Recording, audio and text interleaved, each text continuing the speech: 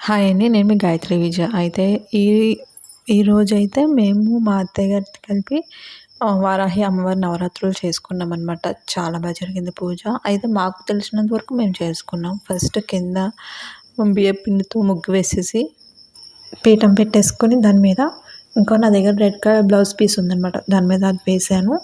ఒక తమలపాకు పెట్టుకొని దాని మీద కొంచెం బియ్యము, పసుపు, కుంకుమ వేసుకోవాలి. నెక్స్ట్ అమ్మవారిని దాని మీద నిలబెట్టాననమాట.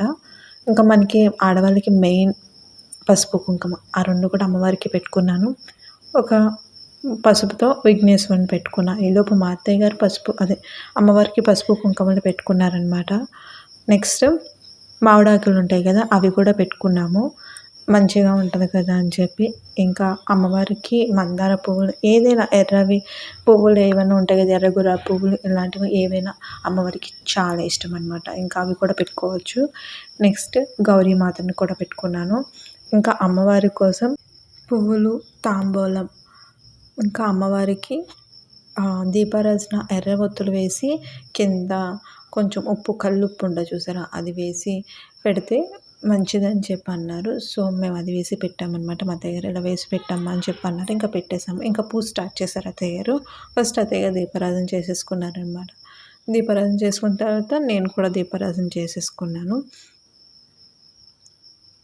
ఇంకా నాది కూడా అయిపోయిన తర్వాత అదేంటో మరి మంచి వైబ్స్ అనిపించినాయి. ఇంకా గుడ్ వైబ్స్ కింద అనిపించినాయి.